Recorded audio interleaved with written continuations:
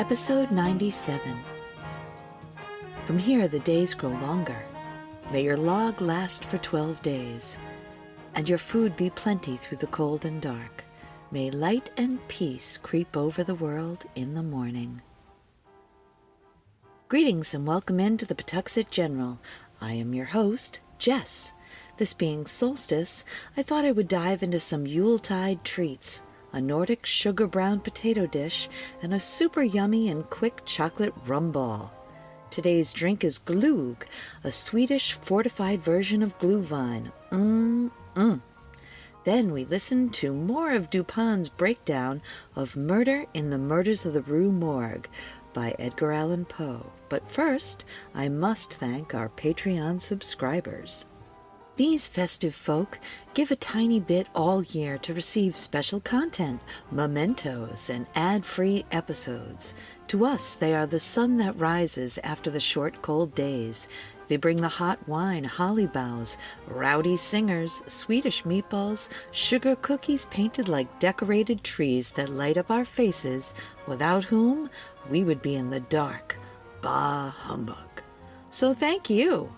If you would like to make a one-time donation, we are almost done with our holiday fund that you can find in the show notes, along with a link to our patreon.com page when you click Support the Show.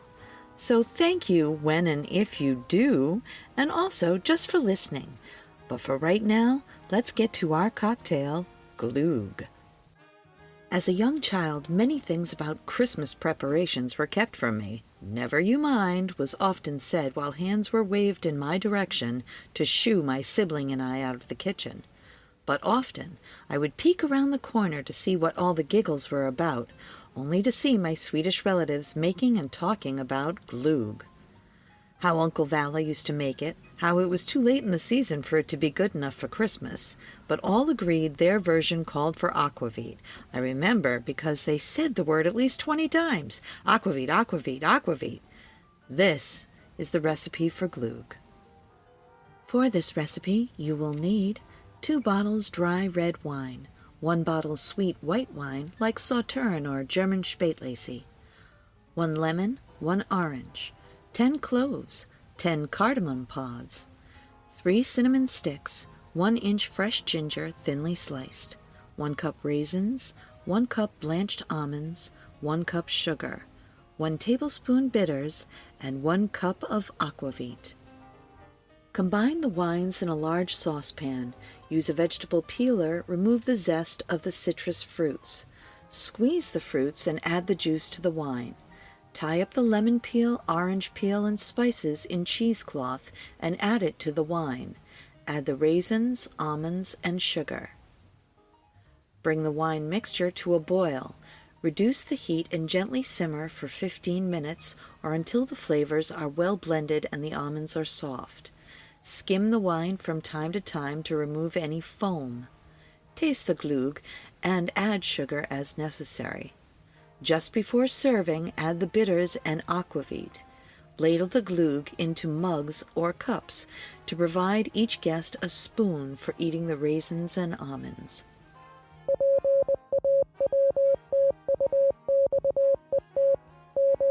This just in. This week we have a few shout-outs. First to Patreon subscribers Albin, Moser, and Jen Milette. Also, several anonymous donors. Thank you all. Every bit helps, and you all rock. We would also like to shout out to our good friends at Go Ship Market, who visited us recently at the General. Go Ship Market was created to fill a gaping abyss of need in the northeastern U.S., the lack of craft, maker, vintage, and fine art shows focused on the goth community. Starting online and in Salem, Mass., they are creating well-curated shows. And if you're interested in being a vendor or shopping, check out GoShipMarket.com or their online shop at FennellandClark.shop. Gifts for the dark and romantic. They carry jewelry, hand-dipped incense, scented candles, and apparel. Check them out and tell them the General sent you. I realize that we are all really busy at this point in the holiday season, so I have 2 really quick but show-stopping recipes for you. First, a sweet, chocolate almond no-bake rum ball. Once you have the ingredients on hand, you can make them at the drop of a hat for wassailers or family that may stop by. For the rum balls, you will need 2 cups chocolate wafer crumbs, 1 cup confectioner's sugar, 1 cup finely chopped toasted almonds, 2 tablespoons cocoa powder, 3 tablespoons maple syrup, and 1/3 of a cup rum, any kind. In a large bowl, stir together the crumbs, sugar, nuts, cocoa, maple syrup, and rum. Form into 1-inch balls and roll them in chopped nuts. Refrigerate until firm. Serve cold or at room temperature. I say make a bunch the day before and keep in a container in the fridge to whip out for the hors d'oeuvre table to distract them with messing with your main dish prep. Let them enjoy, while you finish, this Norse Yuletide side dish, Brunede Kartofler, or caramelized potatoes. Nordic sugar brown potatoes. These potatoes are often served during the Yule time. Perfect together with a Nordic roasted duck. This recipe is from NordicFoodLiving.com. For this recipe, you will need 2 pounds small baby potatoes, 1/2 cup sugar, 1 ounce butter, and 1/2 cup duck grease. Clean the potatoes but leave the peel on. Boil the potatoes in lightly salted water for about 15 minutes. Don't boil them too soft. Peel the potatoes using a knife. Let the potatoes cool off before you proceed. You could actually do this the day before you knead the brown potatoes. Pour the sugar in an even layer in a cold frying pan. Turn on the stove onto medium and let the sugar melt without stirring it. Try to avoid using a frying pan with Teflon coating. When the sugar is melted, add the butter to the pan and turn up to high heat. Add the potatoes to the sugar-butter mixture. Fry the potatoes in the sugar-butter mixture for about 5 to 7 minutes. Turn the potatoes constantly. If you are making these potatoes for your Christmas dinner and you have some extra duck grease, add 1/2 cup of the grease to the pan with the potatoes. This will give the potatoes a great taste and a nice look. When the sugar is sticking evenly to the potatoes, they are done. Serve next to your fabulous duck and enjoy. I want to tell you about my friend Mike and his electromagnetic pinball museum and restoration arcade. It's an all-inclusive place to relax and share anything related to modern pinball and arcade games. A group of pinball and arcade fans with an addiction to games of all kinds and Lego too. $10 gets you free play on pinball and arcade games all day. You can find them at 881 Main Street, Pawtucket, Rhode Island, or online at www.electromagneticpinballmuseum.com. Now we return to The Murders in the Rue Morgue by Edgar Allan Poe.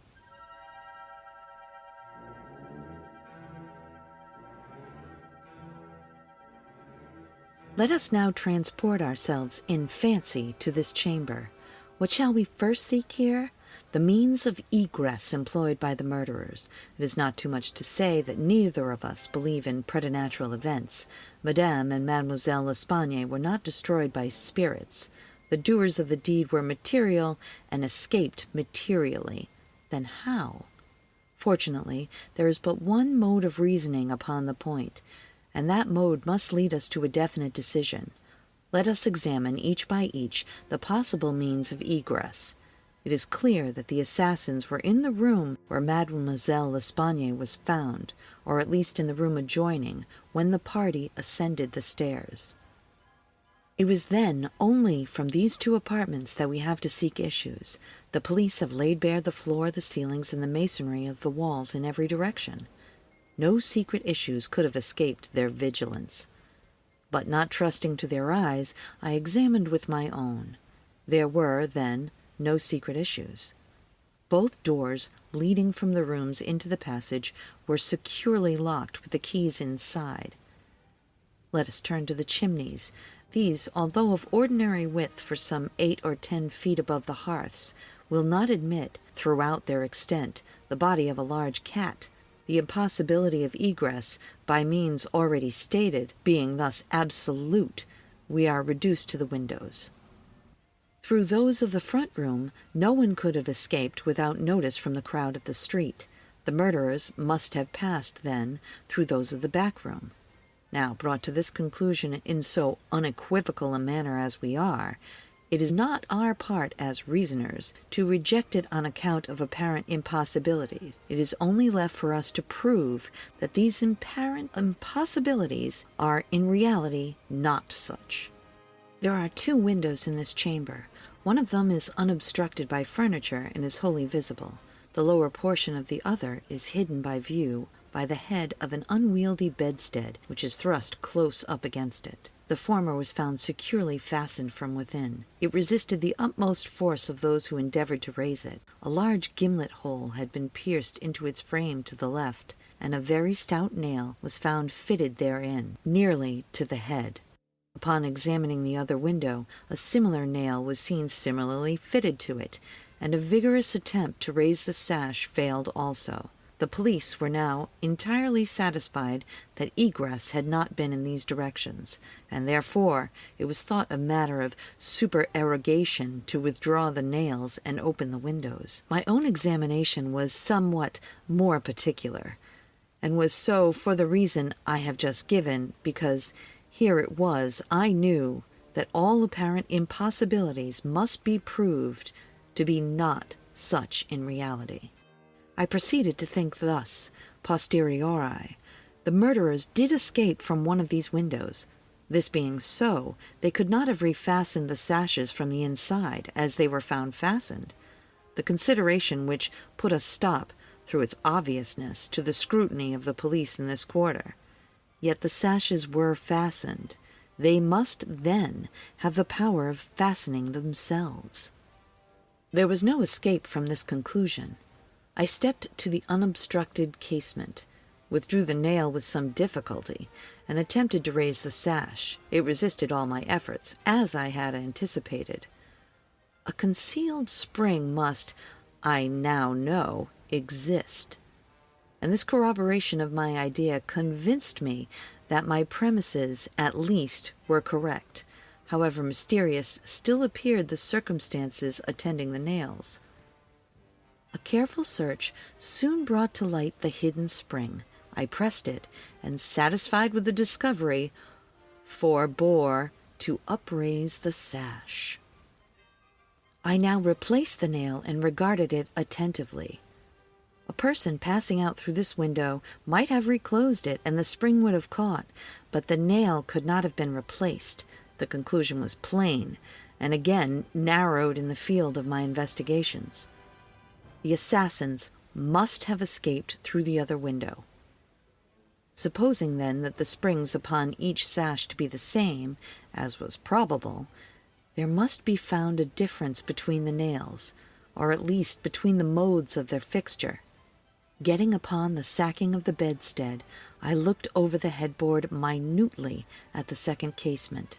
Pressing my hand down behind the board, I readily discovered and pressed the spring, which was, as I had supposed, identical in character to its neighbor. I now looked at the nail. It was as stout as the other, and apparently fitted in the same manner, driven in nearly up to the head. You will say that I was puzzled, but if you think so, you must have misunderstood the nature of the inductions. To use a sporting phrase, I had not been once at fault. The scent had never for an instant been lost. There was no flaw in any link of the chain. I had traced the secret to its ultimate result, and that result was the nail.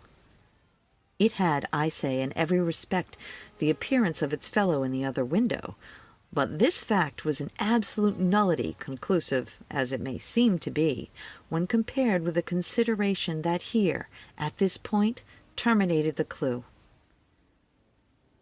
There must be something wrong, I said, about the nail. I touched it, and the head, with about 1/4 of an inch of the shank, came off in my fingers. The rest of the shank was in the gimlet hole where it had broken off. The fracture was an old one, for the edges were encrusted with rust. and had apparently been accomplished by the blow of a hammer, which had impartially embedded in the top of the bottom sash the head portion of the nail. I now carefully replaced its head portion into the indentation whence I had taken it, and the resemblance to a perfect nail was complete.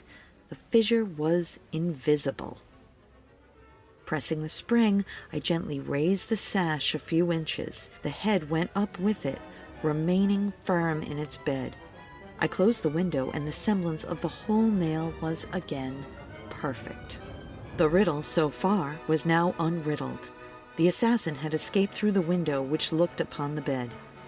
Dropping of its own accord upon its exit, or perhaps purposefully closed, it had been fastened by the spring, and it was the retention of this spring which had been mistaken by the police for that of the nail, further inquiry being thus considered unnecessary.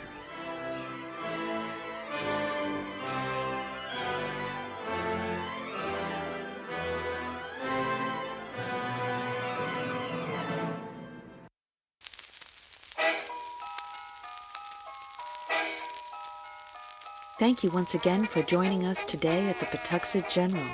If you would like to reach out with a recipe or question or local ghost story, our email is jess@pawtuxetgeneral.com. Please reach out. We can't wait to hear from you, and we'll get back to you as soon as possible. But until then, I'll meet you right back here next time at the Pawtuxet General. A Something for Posterity production, pre-recorded in Pawtuxet.